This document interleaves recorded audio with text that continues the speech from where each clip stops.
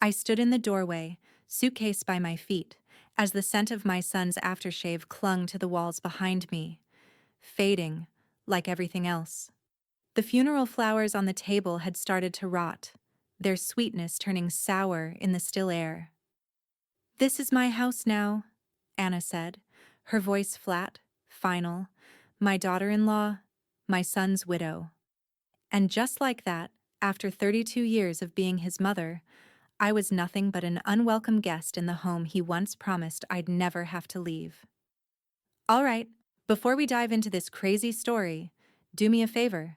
Subscribe and tell us where you're watching from. The house still smelled like him. That faint trace of cedar soap he always used, the aftershave that lingered on the bathroom counter. It clung to the curtains, the carpet, even the walls. I sat in the living room, the funeral flowers wilting on the table, their sweetness gone sickly in the stale air. My hands trembled as I turned David's framed photo over and over, staring at his smile as if the glass might warm under my skin and bring him back. I didn't hear Anna at first. The front door slammed, sharp as a gunshot, and then her heels clicked hard against the floor. She entered like a storm, her black dress exchanged for something sharper. Tailored slacks, silk blouse, hair pulled tight. Grief hadn't touched her. If anything, she looked lighter. "This is my house now," she said flatly, standing in the doorway like a warden. "You need to leave." The words didn't land all at once. They circled, then hit like a blow I hadn't braced for. My throat closed. I clutched David's photo tighter, pressing it to my chest. "Anna," my voice cracked. "I just buried my son." Her eyes flicked to the frame, then back to me, cold and impatient. "And now you'll bury the fantasy that you still belong here." Behind her, her parents hovered, sharp smiles tugging at their lips.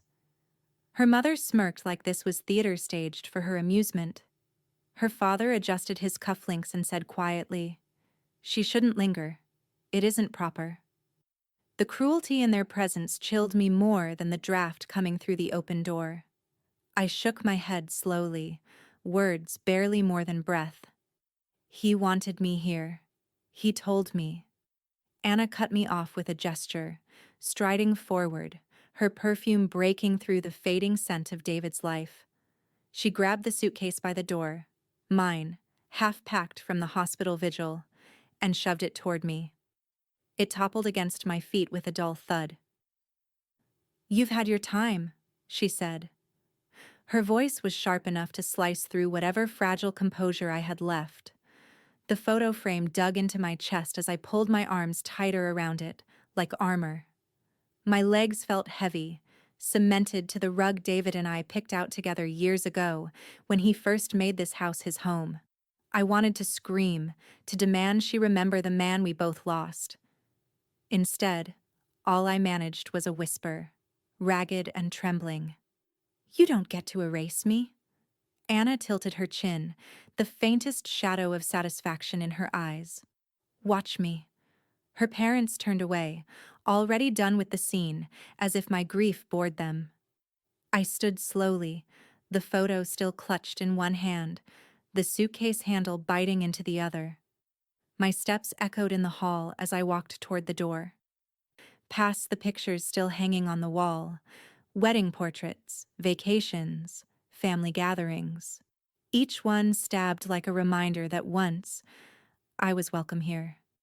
The night air hit me like ice when I stepped outside.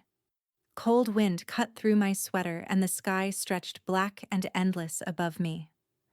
Behind me, the door shut hard, the lock sliding into place with a finality that felt like exile.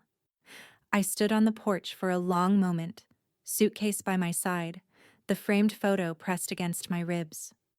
My breath rose white in the dark, shaky, uneven. If grief hadn't broken me, this cruelty would. But even as tears burned hot down my face, something hardened beneath the ache. I looked down at David's smile one more time, then lifted my gaze to the road ahead. "If this is what you've chosen," I whispered into the night, my voice steadying as it left me. Then you'll face what's coming. I gripped the suitcase handle, stepped into the cold, and walked away from the house that had turned its back on me, not knowing yet that David's final words, locked in ink, would one day turn hers to ash. The apartment smelled of fresh paint and bleach, not of home. The walls were a blank beige, the carpet thin and scratchy under my shoes. No photographs, no warmth, no trace of the life I'd been forced to leave behind. Just four walls, a sagging sofa, and a single lamp that flickered every time I turned it on. I set my suitcase down with a dull thud, the sound echoing too loud in the silence. My breath fogged faintly in the chill. The heating unit by the window rattled like it was struggling to keep up. This was it. This was where grief had brought me, stripped of comfort, of belonging, of even the dignity of staying in my son's home after burying him. I sank into the couch, the fabric stiff against my back.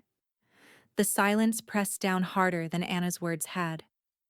Out there, her cruelty had been sharp, immediate. In here, it was suffocating, a quiet that swallowed even the sound of my heartbeat. Through the thin walls, I caught whispers from the hallway. Two neighbors passed, their voices low but not low enough. Thrown out by her own daughter-in-law, one said, with a mixture of pity and judgment. Shame, the other replied. World's gone cold. Their footsteps faded, but the words clung. I pulled my sweater tighter around me and willed myself not to cry. Tears were too easy now, too constant. I couldn't let them define me. One by one, I began unpacking. Slowly, deliberately. A stack of folded sweaters onto the shelf. A few books on the counter. A mug David had given me for Christmas. Its handle chipped, but still intact. And finally, carefully, I lifted his framed photo from the suitcase and carried it to the bedroom. The dresser stood empty, its surface bare. I set the picture down in the center, my fingers lingering on the glass. His smile beamed up at me, steady, unchanging, untouched by the wreckage we'd all been left in. I'm still here, I whispered, voice catching in the quiet. Even if she tried to erase me. Days blurred, the apartment filled with the small routines of survival, making tea, folding blankets, forcing myself to eat. I bought groceries with careful hands, avoided eye contact in the store when whispers followed me down the aisle. Grief had made me invisible, but Anna's cruelty had made me a spectacle. Then, one morning, an envelope slid beneath the door. Its weight caught my eye immediately, thicker than junk mail, heavier than bills. I picked it up, the paper stiff and official, my name typed clean across the front. Margaret Taylor. Inside, the words were stark and final. Notice of will reading, date, time, location, Robert Finch's law office. I read the lines again and again, my stomach tightening until I could hardly breathe. Fear prickled hot under my skin. What had David written? Did he leave everything to her? Was I summoned only to be humiliated in front of strangers, told in legal language that I no longer mattered? Yet under the fear, something else stirred. Anticipation. A flicker of resolve. Because no matter what Anna believed, the truth would be spoken there. In his words, not hers. I pressed the letter against my lap, staring at David's photo on the dresser. His smile seemed different now, almost steadying. That's where truths will surface, I whispered, my voice steadier than it had been in weeks. And I'll be ready. I folded the letter carefully, slid it back into its envelope, and placed it beside the photo. My hands trembled, but I didn't pull them back. The silence pressed in again, but it no longer felt suffocating. It felt like the hush before a storm. And storms, I had learned, don't last forever. The grocery store was humming with its usual Sunday noise, carts rattling, kids whining for candy, the intercom announcing specials on chicken thighs. I moved slowly through the aisles, my basket light. A carton of milk, a loaf of bread, a few apples. It was enough to last me the week in the apartment, enough to keep me busy without waste. I rounded the corner into produce and stopped short. Anna.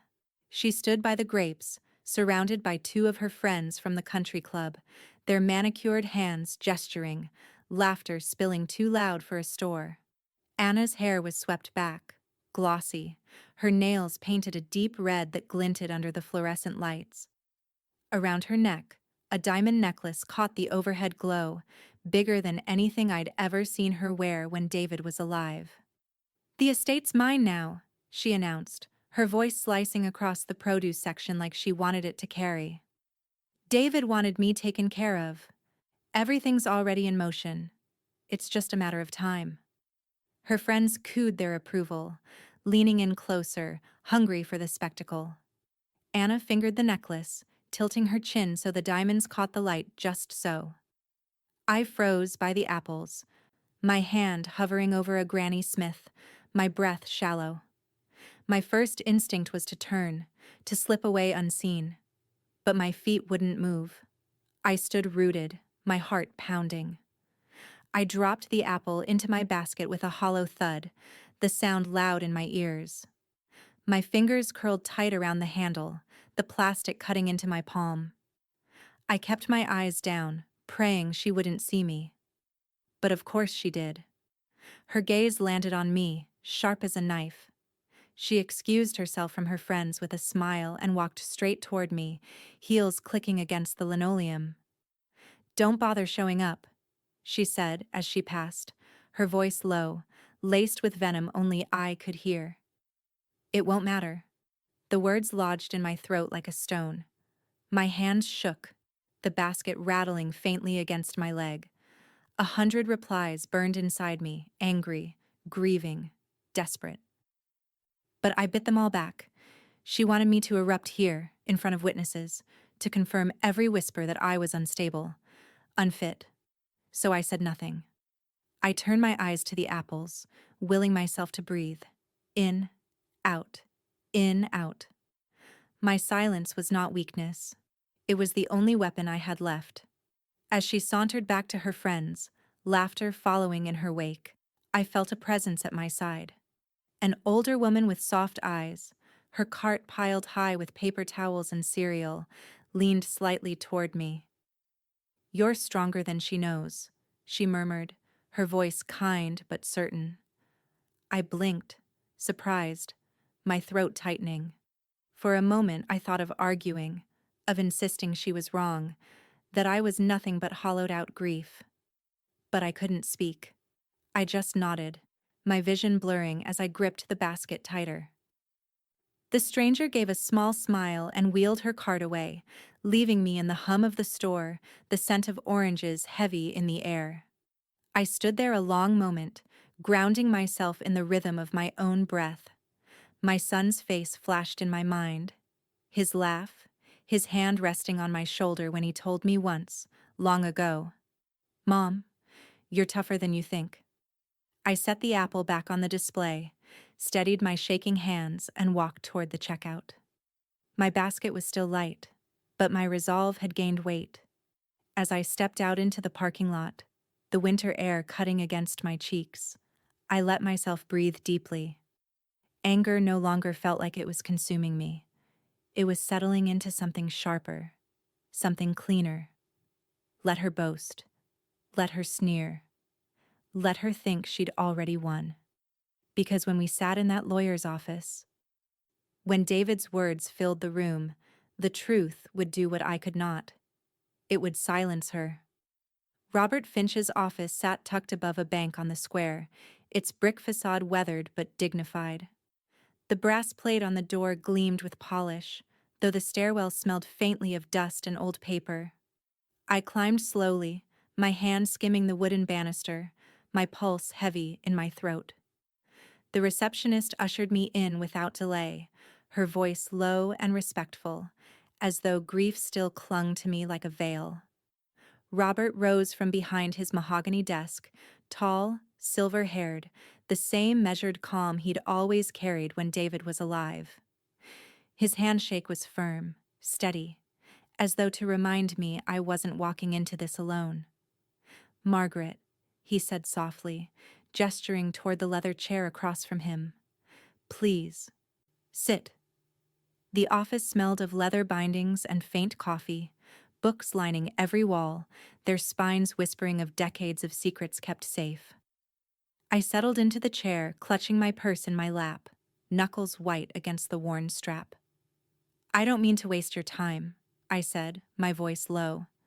I need to know what I'm walking into." Robert leaned forward, his elbows resting on the desk. His eyes, sharp behind the glasses, met mine without wavering. David was precise.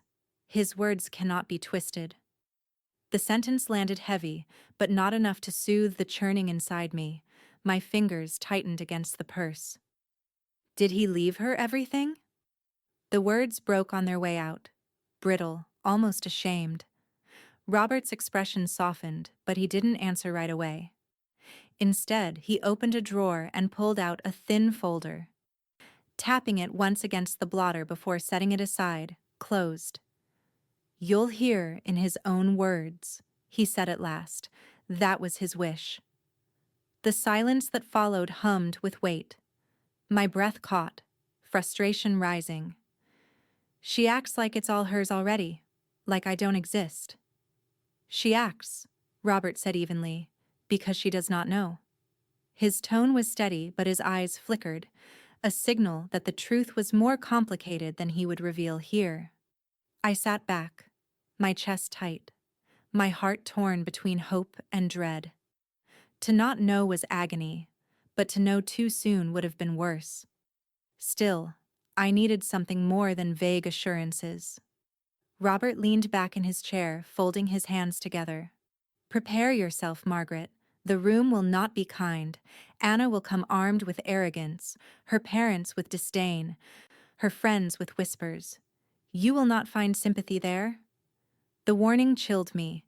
Images of the grocery store, of her sneer, her diamond necklace glinting under those fluorescent lights, flashed in my mind. I gripped my purse tighter, the strap cutting into my palms until they ached. "I've lived through worse," I said, the words steadier than I felt. Robert gave a slow nod, as though he recognized that the statement was both truth and shield. "Then you'll endure this too." I rose carefully, my knees unsteady but holding. He walked me to the door, his hand brushing the knob before mine. For a moment I caught a flicker in his eyes, something guarded, almost mournful, as though he carried knowledge heavier than the folder on his desk. "Margaret," he said quietly before I left, "whatever happens in that room, remember, David made his choice." The words followed me into the hallway, down the stairwell, out into the bright sting of winter air. I stood on the square, the courthouse clock chiming the hour, people bustling past with shopping bags and chatter. Life moved on around me, ordinary and cruel in its indifference. But inside me, the hum of dread twisted into something sharper. I wasn't just walking into a will reading, I was walking into battle. And I braced myself, knowing the war hadn't even started yet. The conference room was too warm, the radiator hissing faintly against the winter chill outside. Heavy curtains muffled the hum of traffic, leaving only the sound of shifting chairs and shallow breaths. I sat near the end of the long oak table, my purse in my lap, palms damp against the leather. Family filled the room like vultures circling a carcass. Anna's parents sat primly, her mother's pearls gleaming under the fluorescent lights, her father's cufflinks catching every movement. A cousin or two I hadn't seen in years leaned forward, hungry for gossip. And there, at the center, Anna herself, lounging back in her chair as if it were a throne, arms crossed, her diamond necklace flashing as she tilted her chin. Robert entered quietly, a stack of papers in his hands. His silver hair caught the glow of the overhead lamps, his expression composed, unreadable. When he spoke, the low rumble of his voice carried across the room, commanding silence. We are gathered today for the reading of the last will and testament of David Taylor. The words struck me with the finality of a coffin lid. I folded my hands tighter, steadying myself. Anna, by contrast, smirked, her body language radiating victory before a single sentence had been read. Robert adjusted his glasses, eyes scanning the page. To my beloved wife, Anna. Her lips curved upward, satisfaction written across her face. She leaned back further, glancing toward her parents as though the coronation had begun. I leave my personal effects, including jewelry, our joint bank accounts, and the Lexus. Gasps rippled quietly down the table. A necklace here, a car there, trinkets compared to what she had promised herself. Anna's smile wavered but held, as though willing more words to follow. Robert continued, voice steady, deliberate.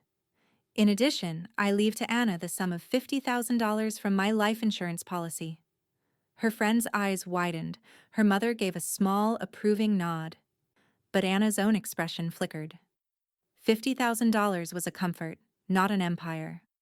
Robert turned a page slowly, the rustle of paper unnerving in the stillness. As for the family home, the business, and the remainder of my estate. The room leaned forward collectively, the air thick enough to choke. Anna straightened now, a smile tugging again at her lips, certain she was about to be crowned queen of everything left behind. Robert paused deliberately, his eyes scanning the table, landing briefly on me before dropping back to the page. The majority of the estate belongs to...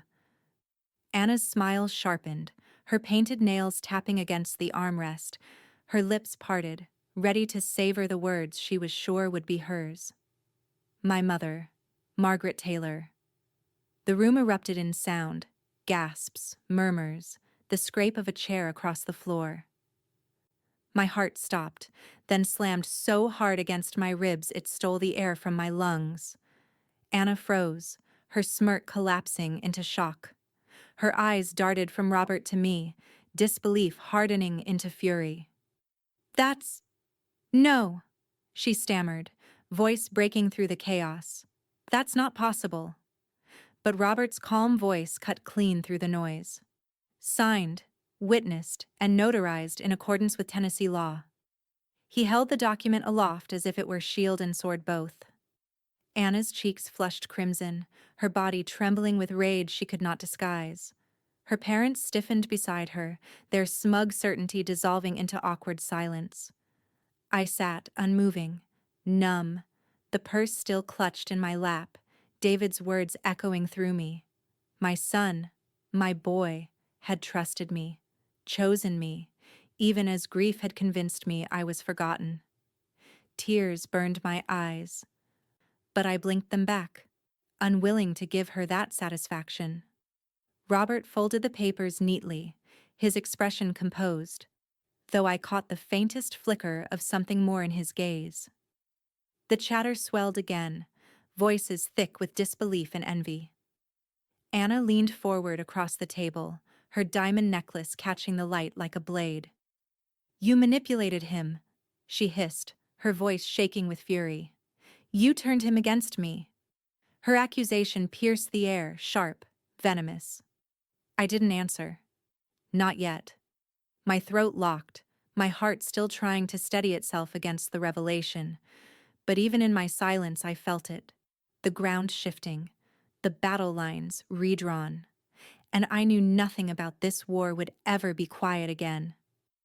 Anna shot to her feet so suddenly her chair skidded back and slammed against the wall. The sharp crack startled even the cousins who had been whispering, their voices slicing off into silence. Her face was flushed, her chest heaving as she glared at Robert, then at me, as though fury alone could erase ink on paper. That's a lie, she shouted, voice cracking under the strain.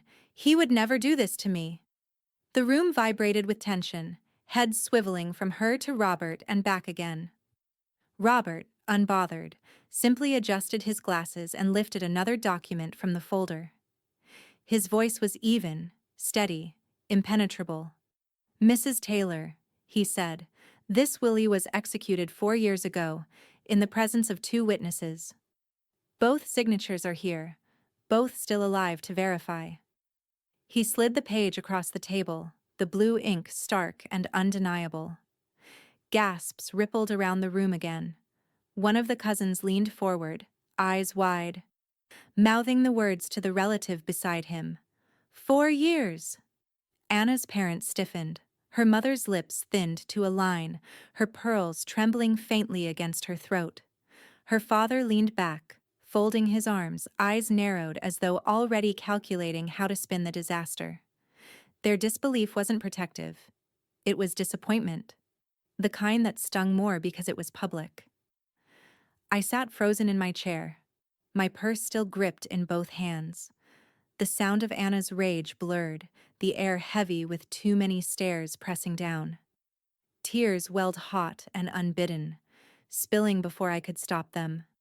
They slid down my cheeks silently, traitorous in their betrayal of my resolve. My body felt hollow, overwhelmed, but I didn't move. "You manipulated him!" Anna screamed, the words pitched high, jagged. She jabbed a finger in my direction, diamonds flashing like daggers in the overhead light. "You poisoned his mind against me. You twisted him while he was sick." "Enough," Robert interrupted, his calm so sharp it cut through her shrillness like steel. He turned another page, reading with deliberate clarity. This was David's choice, signed, sealed, and notarized long before his illness, long before any of us imagined his life would end so soon. The statement landed heavy, undeniable.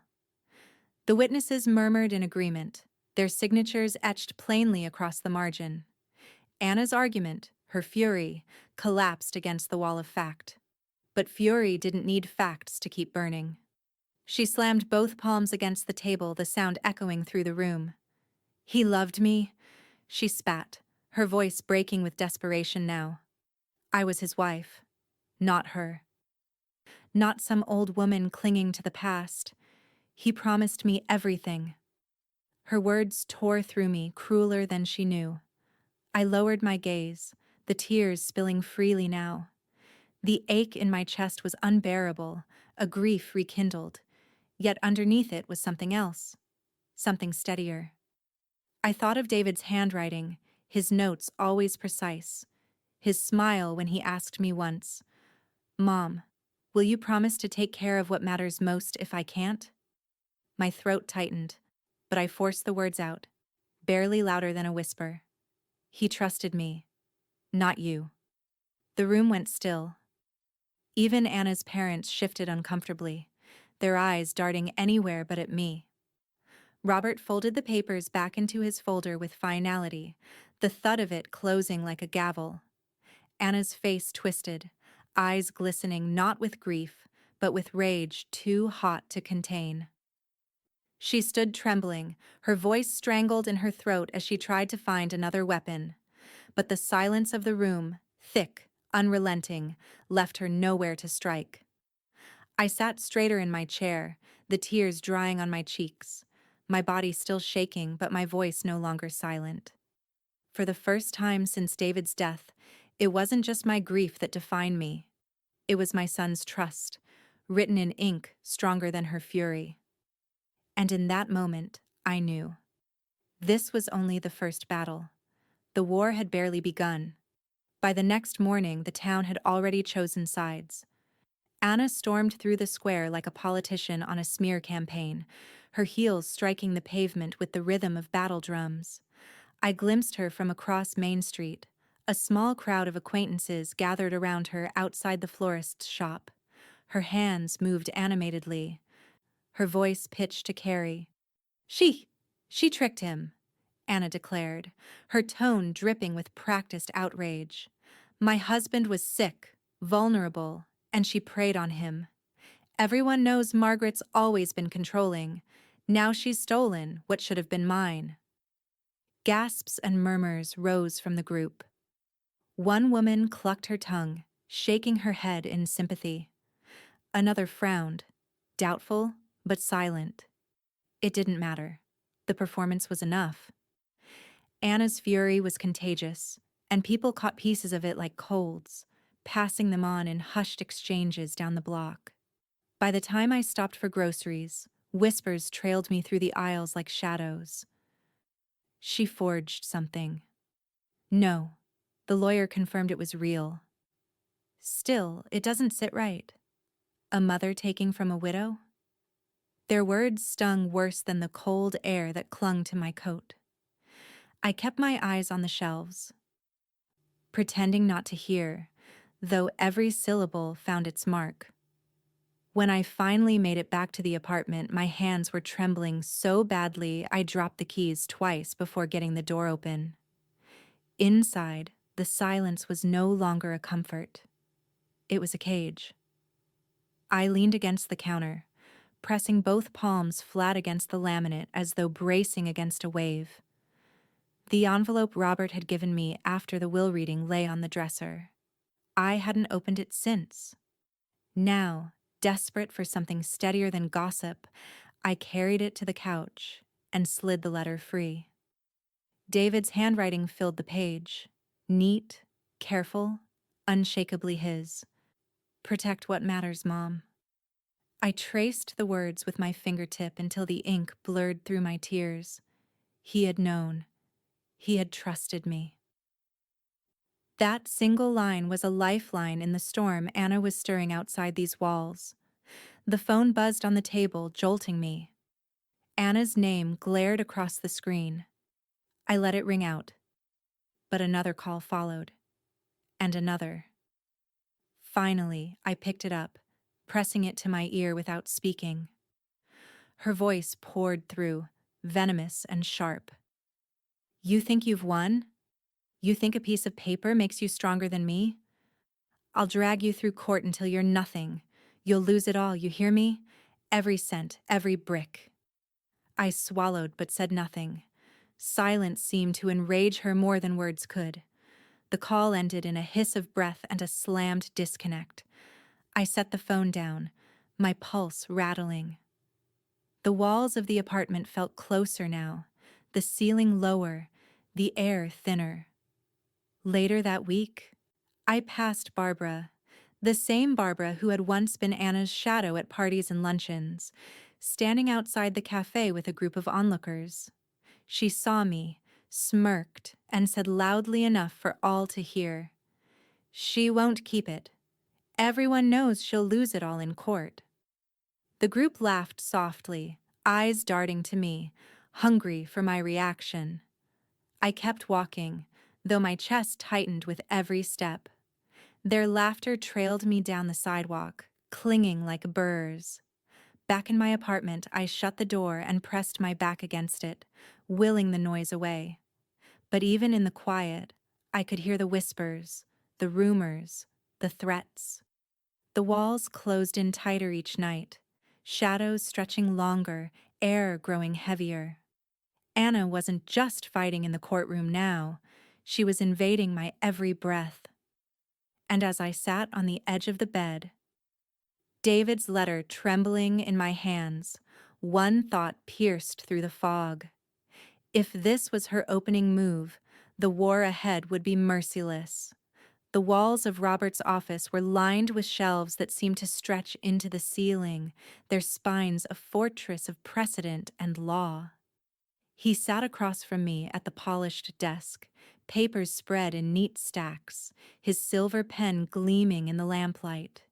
His calm had a weight to it, like a stone dropped into turbulent water. "You don't need to fight with rage," he said, voice low but firm. "Fight with facts. That's how you win." I swallowed, my fingers knotted together in my lap. Rage came easy these days. Every rumor, every glare in the grocery aisle, every cruel word Anna hissed down the phone. Facts, though. Facts were David's legacy, and they were mine to protect. Robert slid a page toward me.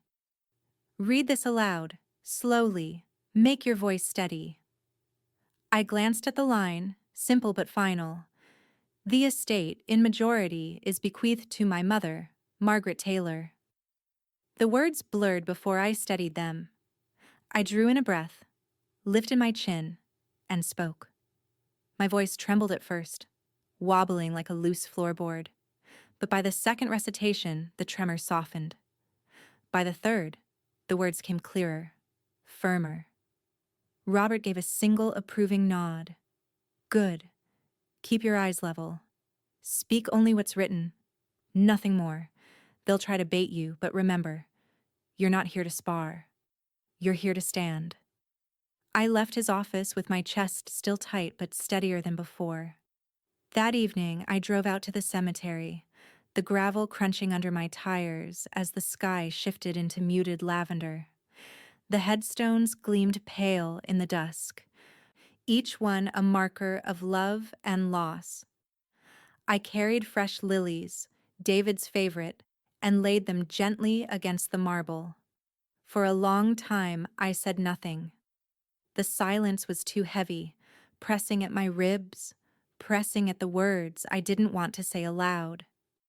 Finally, I touched the cold stone, tracing the carved letters of his name. I'll honor you, I whispered, my voice breaking. I'll keep what you left me safe, no matter how they twist it, no matter how much it costs me. The breeze stirred faintly, rattling the trees at the edge of the lot. It wasn't an answer, but it was enough. The next morning, my phone buzzed with a sharp chime that sent dread through my veins. Anna's face didn't appear this time, just a flood of notifications. She had posted. Her words glared from the screen, short, venomous, crafted to wound. Some people don't care about the dead, only what they can steal. My so-called mother-in-law is trying to take everything from me. The post had hundreds of likes, dozens of comments piling beneath it. Disgusting. Heartless woman. She's sick. Who takes from a widow? I scrolled too far, eyes burning, until I reached a message sent directly to me. You should be ashamed. Give her the house back. Another followed seconds later. Rot in hell, thief. My hand shook so badly I nearly dropped the phone. My breath came ragged, shallow, the apartment spinning around me. The venom wasn't just hers anymore. It belonged to strangers, to voices I couldn't even name. I pressed the device face down onto the table, the glass clattering against the wood. Then I closed my eyes, inhaled and exhaled, forcing the air into my lungs even as tears slipped free. Through the blur of grief and fury, I clung to Robert's words. Fight with facts. And through the ache in my chest, I clung to David's. Protect what matters, Mom. I pressed both hands flat against the table, grounding myself, tears streaking hot but silent. My body was shaking, my spirit battered. But I would not break, because breaking was what Anna wanted. And if I shattered now, the war was already lost.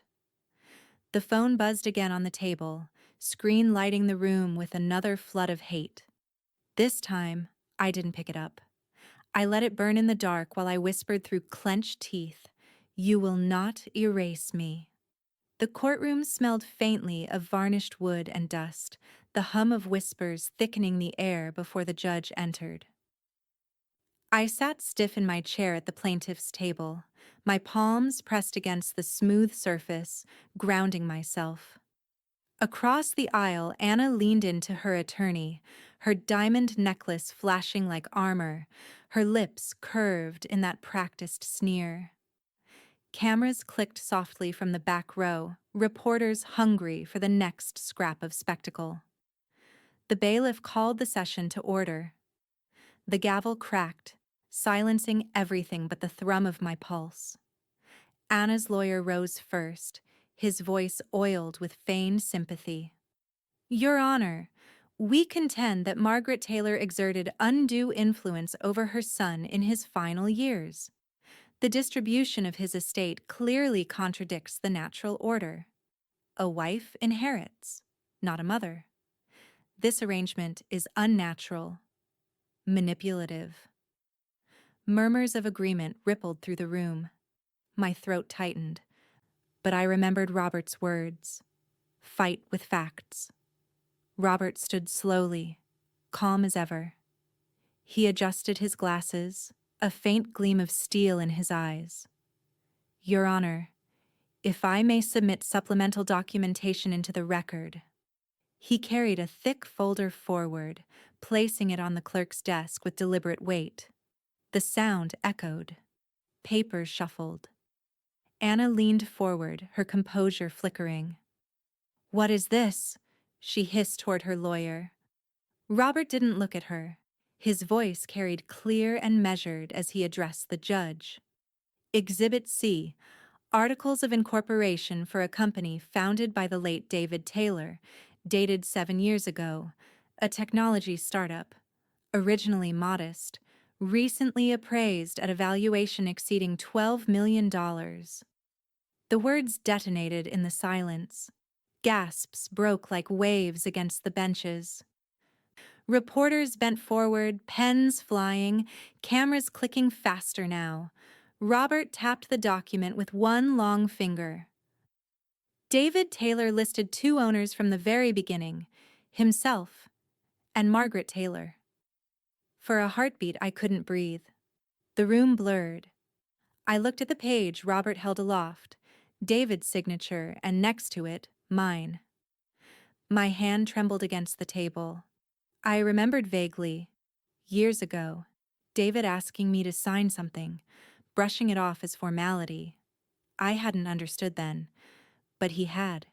He'd been building a shield for me quietly, patiently, preparing for battles I didn't even know I would face.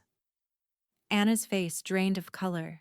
Her lips parted, but no words came. Her lawyer fumbled through his notes, stammering, Your Honor, this is irrelevant. On the contrary, Robert cut in smoothly, it is central. The estate's value is far greater than previously disclosed, and David's decision to name his mother as co-owner predates his marriage. This was not manipulation in illness, it was foresight in health. The judge's brow arched, eyes narrowing at the document. He nodded once, curtly. Admitted into evidence. The courtroom erupted in low voices too loud to contain. Anna's mother gripped her pearls like prayer beads, her father's jaw tight with barely hidden rage. A cousin leaned forward to whisper frantically to another. The gallery was alive with disbelief and curiosity, reporters scribbling so fast their pens might tear the paper. And Anna, she sat frozen. Her hand twitched against the table, clutching at the diamonds at her throat as if they might keep her afloat. Her smile was gone. In its place, a hollow shock that widened her eyes and tightened her jaw. Robert returned to his seat beside me. His expression was unchanged, but he leaned just slightly toward me, enough that I could hear him murmur, Your son was wiser than any of us guessed. My chest ached, but not with grief alone. A new weight pressed in, a mix of awe, love, and sorrow so deep it hollowed me out. David had seen beyond his life, beyond mine. He had left me not only a house, not only memories, but power. Power Anna could never have imagined. I sat taller, though my tears blurred the room. My son's foresight was more than a shield. It was a weapon. And Anna had just learned she was not the only one with surprises left to bear. The story spread faster than winter fire through dry grass. By the next morning, every newsstand, every television in the diner, every gossiping voice in the square carried the same headline, Greedy widow loses in court, mother inherits millions. Anna's photo was everywhere, her painted lips twisted mid-sneer, her eyes caught wide, caught furious. Reporters had frozen her in a single unflattering frame, and the town devoured it. Like candy. Talk shows snickered, anchors raised their brows. A widow scorned, one commentator said. Or a woman revealed? Another countered. For once, the story wasn't about me being fragile. It was about her. I kept the curtains drawn in my apartment, the blinds shut tight against the sunlight and the cameras. Still, the buzz pressed in from every side. My mailbox overflowed with envelopes. Some hateful, yes, but others. One card read, in careful cursive, "Thank you for showing women like us that we can stand our ground." Another, "Your son was wise. Don't let them break you." I sat at the small kitchen table, hands trembling as I sifted through the pile. Grief had made me invisible. Anna had tried to make me erased, but strangers were making me seen. And yet, it was overwhelming. The phone rang constantly. Numbers I didn't know. Reporters begging for interviews. Neighbors pretending to check in, but really sniffing for details. I unplugged it after the fifth call that morning. Peace was fragile, and it shattered that afternoon. I had just stepped into the lobby to check the mail when the glass doors burst open. Anna swept in, her heels striking the tiles like gunfire. Behind her, a cloud of cameras and microphones followed, spilling into the cramped space. The sudden flashbulbs lit the dingy lobby like lightning. "Margaret!" she shrieked, her voice sharp enough to pierce the noise. "Face me!" I froze, the mail in my hands crumpling. She cut through the reporters, her face pale under layers of makeup, her eyes wild. The necklace was gone now, pawned or hidden, I couldn't tell. Her rage was all she had left to wear. "You stole my future!" she screamed, jabbing a trembling finger toward me. "You stole everything. My husband, my house, my life. Gone because of you." The crowd surged, recorders lifted high, lenses clicking faster, capturing every raw edge of her unraveling. My chest tightened.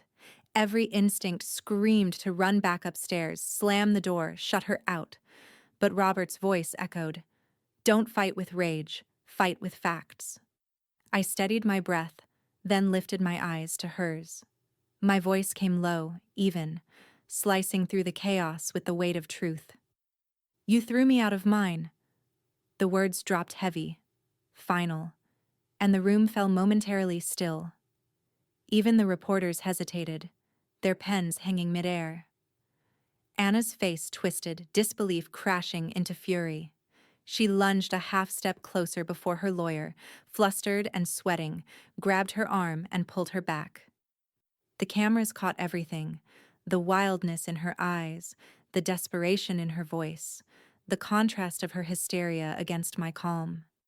Within an hour, the clip was everywhere, shared on news sites, replayed on evening broadcasts, dissected in comment sections. A headline scrolled across the TV in my apartment as I sat alone on the couch. "Mother-in-law stands tall, you threw me out of mine." Sympathy shifted. Strangers online called me dignified, brave. They called her entitled, reckless. For the first time, the tide of voices leaned toward me. But tides can turn twice as quickly as they come. I turned off the TV, the screen going black, my reflection staring back at me in the silence. My chest rose and fell, still shaky. The echo of her scream lingered in my ears, louder than the praise now flooding in. Victory had never tasted so much like fear, and as the night closed in around me, one truth pressed sharp against my ribs. If Anna was unraveling in public, what she planned in private would be far worse. It started with a leak. One morning, the Nashville Gazette ran a headline in block letters that made the town buzz all over again: "Gambling Debts Shadow Widow of David Taylor." The article quoted private financial notes left by the late David Taylor. Robert had shown them to me before they surfaced, pages in David's careful handwriting, tracking loan repayments he had quietly made on Anna and her brother Ryan's behalf, casino markers, unpaid credit cards, a trail of reckless wagers disguised as business ventures. The paper laid it bare. Over $200,000 lost in less than 2 years. Anna's polished facade cracked instantly. Within days, creditors followed. Suits were filed, letters stamped urgent. Stores she had once breezed through without a thought now refused her account. A jeweler repossessed a bracelet she'd flaunted at luncheons. The Lexus disappeared from her driveway, towed in broad daylight as neighbors peered through their blinds. Her parents, the ones who had smirked as I was cast out, suddenly grew scarce. They stopped appearing at her side, their phone calls curt, their names conspicuously absent from gossip columns. At the country club, her mother's pearls no longer glimmered at her arm. They had retreated, embarrassed, leaving Anna exposed. Friends fell next. The same women who had crowded around her in the grocery store weeks earlier no longer answered her texts. Invitations dried up. At the cafe, I overheard one mutter to another, "She's poison now. No one wants to be near her." The spiral was merciless. Reporters began following her, not me. One photo after another hit the internet. Anna stumbling out of a bar, mascara streaked, her blouse stained with spilled wine. Another, clutching a cigarette on the courthouse steps, hair tangled, eyes bloodshot. The woman who had once sneered at me with diamonds at her throat was being broadcast undone, headline after headline. Widow wastes away. From high society to court summons. Each caption struck like a bell toll, relentless. I saw one image late one night. Anna slumped on a park bench, clutching a bottle in a paper bag, her heels discarded in the grass beside her. She looked younger in that photo, but not in a way that evoked pity. More like a child caught breaking rules she'd never learned to respect. I set the paper down and pressed my hand over my mouth. Justice had come, yes, swift and brutal. But it wasn't clean. It didn't feel like victory.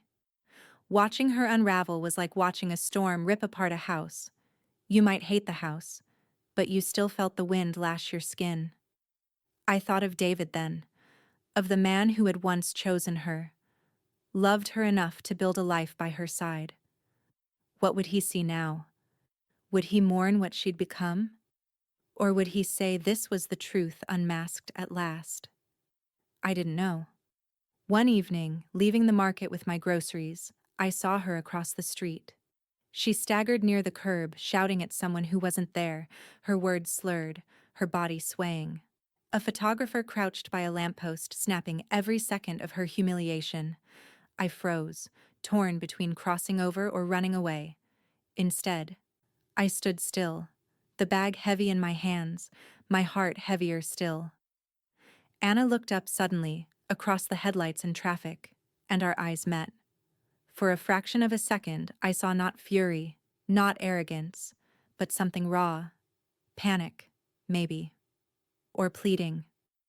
And then the photographer's flash cut between us, and she looked away, hurling curses into the night.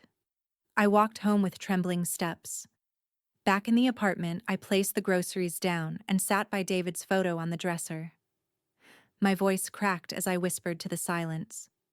She's destroying herself, and I don't know if I should feel mercy or relief. The walls gave no answer. The night hummed with sirens far away. But deep inside me, one thing settled with clarity. Anna's war wasn't with me anymore. It was with herself. And the wreckage she left behind would sweep us all into its tide. The fallout from Anna's unraveling reached further than I'd expected. It wasn't just her friends vanishing or creditors circling. It was the cracks she carved into my own bloodline. It happened in Robert's office lobby, a week after the Gazette leak. I arrived early for a meeting, only to find Anna already there, pacing like a caged animal. Her hair was unkempt, her makeup smudged, her fingers trembling as they twisted the strap of her purse. And standing a few feet away, shifting uncomfortably, was my sister, Barbara. Anna's voice rang sharp in the polished room. "Don't bother pretending you're neutral, Barbara. I know you've been feeding her sympathy behind my back." She jerked her chin toward me, eyes blazing. "Always her. Everyone always takes her side." Barbara's face flushed. She looked between us, lips pressed thin, before she exhaled a shaky breath. "Anna, stop. I I can't keep lying for you." My chest tightened. "Lying?" Barbara turned, her eyes meeting mine, wet at the edges. "I was jealous, Maggie. I've always been jealous. You had David's love in a way I never could. He trusted you, leaned on you. I told myself siding with Anna was balance, that it made things fair." Her hands shook as she clasped them together. "But I see now. He loved you most. Not her. Not me. You." The words landed like blows, betrayal layered on betrayal, each cut reopening the old wounds that had barely scarred. I thought of Barbara testifying with Anna's venom, her voice dripping with judgment. And now this. Admission that envy, not truth, had fueled her.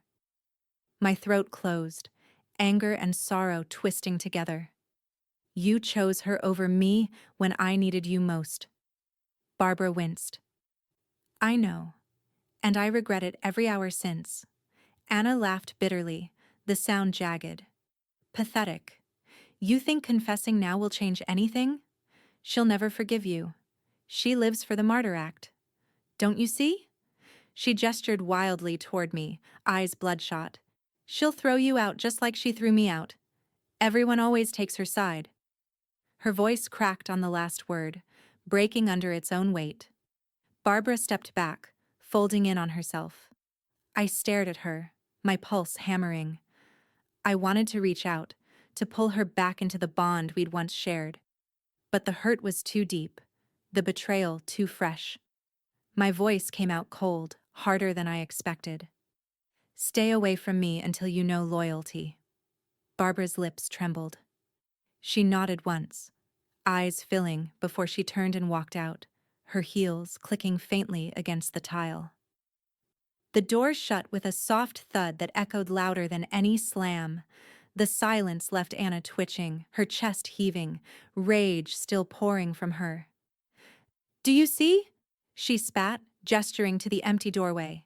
"Even your sister bends around you, everyone does. You think you've won because you're old and pitiful and—" Her words tangled, breaking down into incoherence, her fury too tangled with despair to form weapons anymore. She pressed her fists to her temples, shaking her head as if trying to silence a storm no one else could hear. For the first time, I didn't feel fear under her rage. I felt nothing. I watched her crumble in front of me, a woman who had built her life on status and manipulation, now stripped of both. Her parents gone, her friends vanished, her husband buried, her debts dragging her under. Even her allies, my own sister, couldn't keep standing by her side. Her world was collapsing. And yet, as I sat in that polished lobby with the sun slanting through the blinds, I felt no triumph, no satisfaction, only emptiness. Because ruin, even when deserved, leaves wreckage. And wreckage doesn't just belong to the one who falls, it clings to everyone nearby. Robert's door opened then, his calm voice breaking through the tension. "Mrs. Taylor, it's time." I rose, steadying myself, Anna's broken muttering still behind me. But as I stepped inside, I knew one thing with a clarity that chilled me.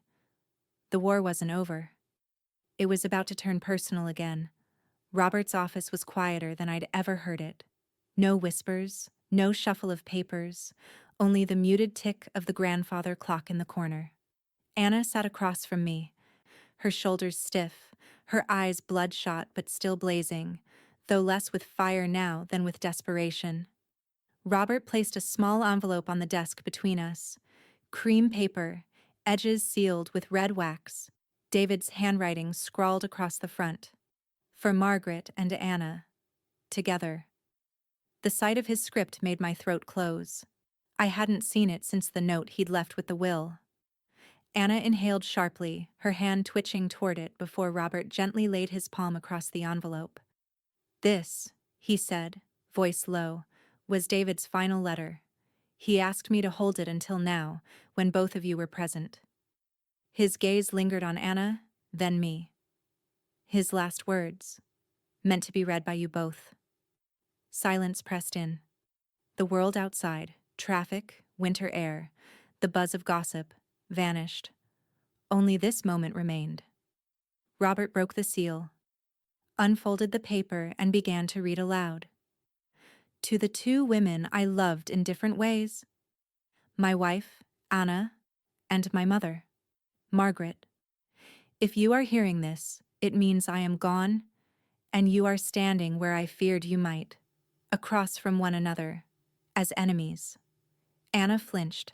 I closed my eyes, tears burning behind them. I left my estate in my mother's care, not because I wished to hurt Anna, but because I knew her heart. Anna, you valued the life we built for its shine, its dinners, its diamonds, its image. You wanted the world to see us as flawless.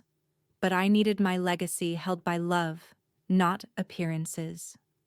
Anna gasped, pressing a trembling hand to her mouth. Robert continued, his tone even but heavy. Mom, I knew you would guard what mattered. Not for status, but for family. For memory. That is why I trusted you. But Anna, if you want her blessing, you must earn it. Not with lawsuits or rage, with humility, with care, with love. Only then can you share in what I've left behind. Robert's voice faded. The letter hung in the air like smoke. Anna broke first.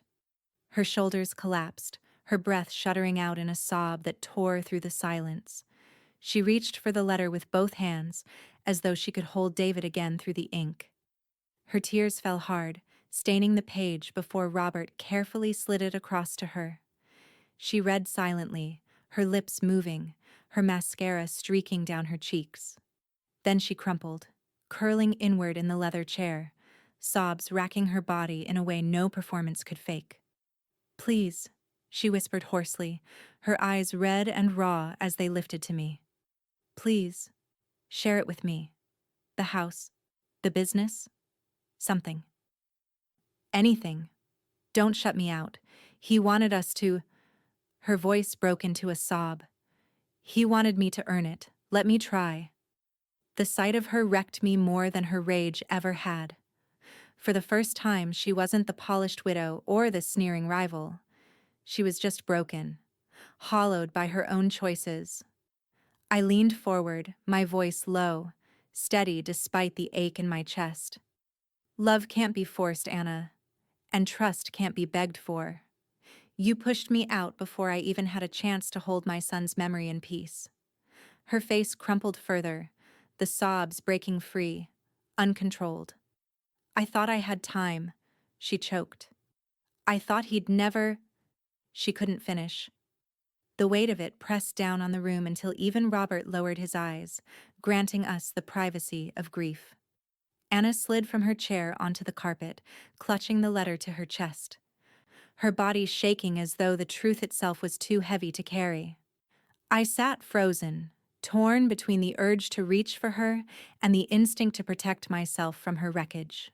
The clock ticked on, and as I stared at my daughter-in-law, collapsed on the floor with my son's last words crumpled in her fists, I realized this was not victory.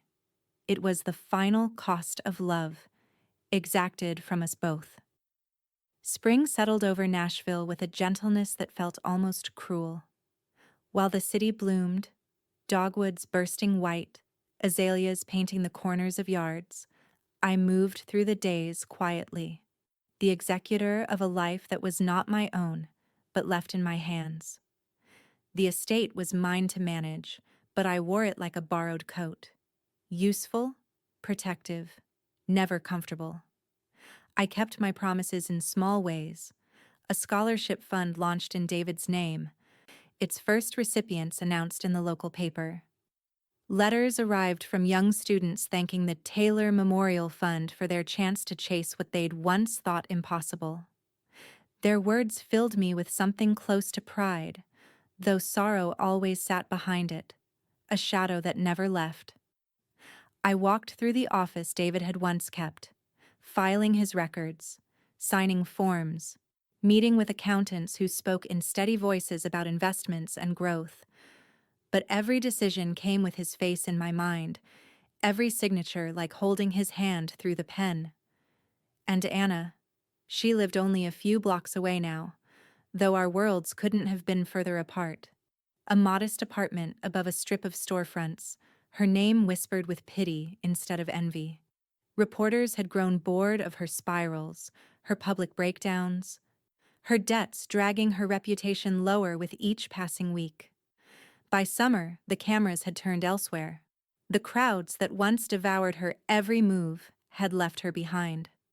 Sometimes I saw her in passing, her hair pulled back without care, groceries carried in cheap plastic bags, her shoulders hunched under the gaze of people who once courted her approval.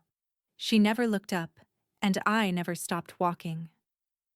Barbara tried to step back into my orbit. She appeared at the scholarship dinner, smiling too brightly, clasping my hands as though the past could be erased by a few generous toasts. "You've done something good, Maggie," she whispered, eyes wet with something I couldn't quite read. "David would be proud." I nodded politely, but the warmth she sought from me wasn't there. Distance was the only safety left between us. Betrayal doesn't vanish because someone names it out loud. It lingers, sharp as glass, even after the wound scabs over. So I let her stand nearby, but not close. Not close enough to hurt me again. The gossip that once smothered me finally thinned, drifting away like fog. Neighbors returned to their routines, headlines shifted to newer scandals. The world, indifferent as ever, moved on. But grief doesn't obey news cycles. On quiet evenings, I sat on the porch of the house David had built, the same one I nearly lost. The waves rolled in steady rhythm, their sound filling the spaces no one else could. I watched the horizon melt into the sea, colors bleeding, orange, violet, indigo, until night swallowed them whole. The porch creaked under my rocking chair, the air heavy with salt, the smell of honeysuckle drifting from the fence. Peace lived here, but it was not triumph. It was survival. I thought of Anna, of Barbara, of the battlefield our family had become. Nothing about it felt like victory. David's letter had settled the estate, but it hadn't healed the wounds left behind. I still missed him with an ache that no scholarship fund or legal win could soothe. His laughter, the way he always hummed under his breath when he worked, the weight of his arm slung casually over my shoulder, those were gone. No paper, no deed, no inheritance could bring them back. And so, when people said I had won, I wanted to ask them what victory tasted like. Because to me, it tasted of salt, of absence, of nights where the house echoed with nothing but memory. The waves crashed harder, spraying mist across the porch. I pulled the blanket tighter around my shoulders and let the truth settle where I could no longer avoid it. Survival wasn't victory. It was endurance. And endurance meant carrying the silence with me every single day. The cemetery was quiet that morning, a thin mist hanging low across the grass, softening the edges of stone markers and iron gates. The earth smelled damp, fresh from last night's rain. I carried a small bouquet of lilies, David's favorite, wrapped in plain paper that crinkled softly against my coat. His grave rested beneath a young oak, its leaves trembling in the cool breeze. The marble was smooth, unweathered still, the name I could never say aloud without my throat closing. David Alexander Taylor. I knelt, my knees pressing into the damp soil, and brushed stray leaves from the base. Setting the lilies gently against the stone, I pressed my fingertips to the engraved letters, the way I might have touched his cheek once, long ago. You gave me strength I didn't know I had, I whispered, my voice trembling into the quiet air. When they tried to erase me, you wouldn't let them. You trusted me more than I ever trusted myself. A tear slipped, landing dark against the stone. I let it fall, unashamed. Grief wasn't weakness. It was proof. Proof that love had been here, and that it still lived, stubborn and raw. I sat back on my heels, the silence folding around me. My mind traced the journey I'd walked since that night in his house, the night Anna shoved the suitcase toward me and slammed the door behind. I'd left with nothing but his photo clutched to my chest, stripped of dignity, stripped of home. And yet, here I was, still standing, stronger somehow than I ever imagined. The estate papers, the courtroom, the whispers, the battles, they were all scars now. Ugly, painful, permanent. But scars meant survival. I let out a slow breath. You gave me more than a house, David. You gave me proof I mattered. You gave me a way to keep you alive, even if it broke everything else. The words caught in the breeze, carried away, leaving me with nothing but the rhythm of my heartbeat and the sound of birds stirring in the trees. I don't know how long I sat there before I felt it. Another presence, the crunch of footsteps against gravel, a faint shadow stretching beside mine. I turned my head, and there she was, Anna. She stood a few paces away, her coat hanging loose around her, her hair tucked back without care. No diamonds, no makeup, no audience.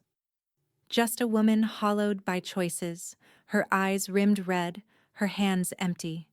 For a long moment neither of us spoke. The only sound was the rustle of the oak above, its branches swaying against the gray sky. Finally, she stepped closer, her movements hesitant, as though the ground itself might reject her. Her gaze flicked to the flowers, then to my hands still resting on the stone. I didn't think you'd be here today, she said softly, her voice raw, stripped of its old edge. I held her stare, my own voice quiet but steady. Where else would I be? She shifted, swallowing hard. Her eyes darted toward David's name, then back to me. I wanted to come, to tell him. Her words faltered. She pressed her lips together, shaking her head as if the confession stuck in her throat. I waited, saying nothing. Her shoulders sagged. I don't expect forgiveness, she murmured finally. But I thought maybe, if I came here, he'd hear me, even if you won't. Her eyes glistened, and for a fleeting second she looked like a stranger I almost pitied. Almost. I turned back to the stone, tracing David's name once more. My son's name. My son's trust. I can't speak for him, I whispered, though my voice carried sharp in the still air. But I can tell you this. Love can't be earned in graves, only in the living. Anna's breath hitched. She lowered her gaze as if the weight of it pressed too heavy. We stayed like that, the three of us. Mother, widow, and the man who tied us together, held in a silence thicker than words. And as the wind stirred the lilies at the base of the stone, I felt it deep in my bones. This war wasn't finished. It was only changing shape.